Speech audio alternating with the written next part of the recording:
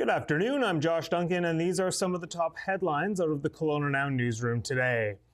Charges have been laid in connection to the grass fires lit on Knox Mountain last Friday afternoon, and police say the accused was up to no good in the minutes leading up to the fires as well. 48-year-old Robert Austin Teal has been charged with arson and assaulting a peace officer with a weapon after being arrested on Knox Mountain while firefighters worked to put out the grass fires he allegedly set. Police say they were first called to the area around 3 p.m. for reports of a man dressed in full camo gear targeting construction workers and surveillance equipment with slingshots.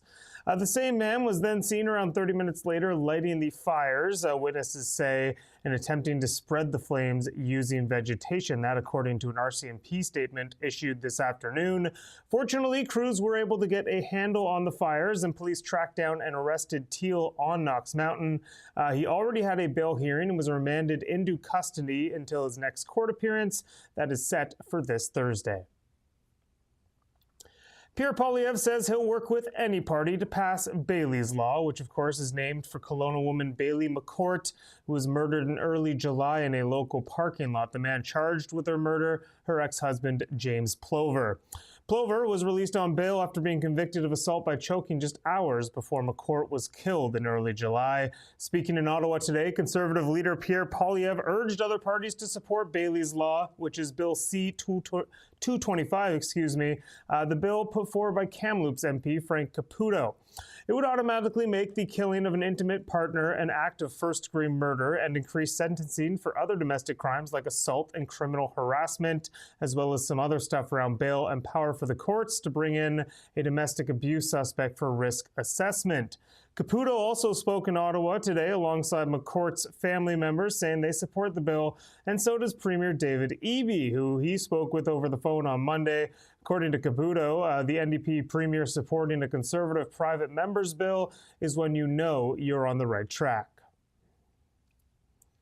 Kelowna City Council has voted down a proposal to review the way councillors are elected. It was introduced by Ron Cannon, who said the fast-growing community may benefit from a new system that makes it easier to narrow down candidates by using a ward-based system rather than an at-large electoral system. Of course, a ward-based system is what they use in Lake Country. It was to separate different candidates for different parts of the community. City Manager Doug Gilchrist, who you just saw in KelownaNow a few minutes ago, had said a study into a new voting system would cost up to $200,000, and they would be hard-pressed on timing with less than a year to go until next fall's municipal election. That was the overwhelming response from councillors, with some even liking Cannon's suggestion, but saying it wouldn't work within the time frame they have right now.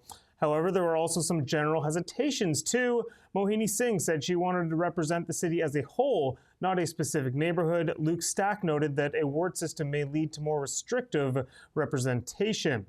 Despite introducing the motion, Cannon voted against it in the end as well. He said he just wanted to get feedback from his council colleagues, and he was happy with how the discussion went. A travel advisory in place for the Okanagan Connector this afternoon and evening, with the gloomy, wet weather arriving in the valley, and we'll get to that in a moment. It's making driving conditions tough near the Pennask Summit. Environment Canada has put a blowing snow advisory in place, warning the visibility could be seriously hampered down to 800 meters. That's well below the summit.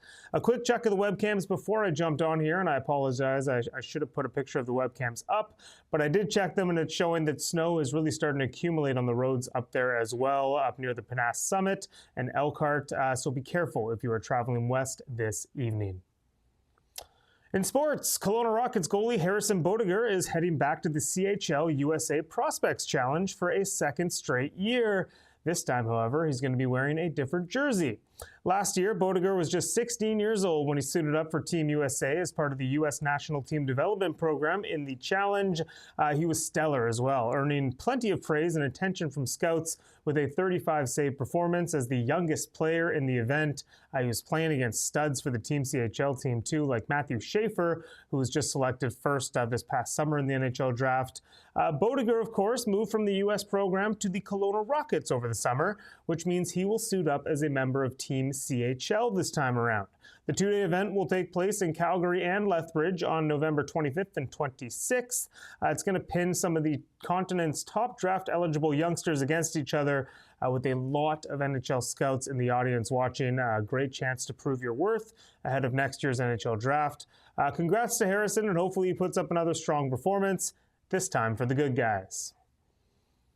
All right, a quick look at the forecast to wrap things up. The high was 8 degrees today, but we're only at 4 right now, and it doesn't look like we'll go much beyond that. It is gloomy, a little bit rainy out there, and those conditions are expected to continue into the evening. More showers expected overnight as well, even tomorrow morning, but it should shift into just a mix of sun and cloud in the afternoon on Wednesday, a high of 12 degrees. That is it for me today, but you can read up on all these stories and plenty more over at KelownaNow.com. Be sure to check us out on social media as well. That's KelownaNow.com on TikTok, KelownaNow on X Now Media Group on YouTube. And as I've been telling you, we are back on Facebook and Instagram rather sneakily. Best of Kelowna Now is the way to find us there, and we would love for you to follow us on Facebook and Instagram as we try to build back those follower counts that we had a couple years ago. All right, enjoy your evening, Kelowna. I will be back in this chair tomorrow for another look at what is making news. We'll see you then. We don't just report the news. We live here too. We're your neighbors, bringing you stories that matter to all of us. No government funding, no outside.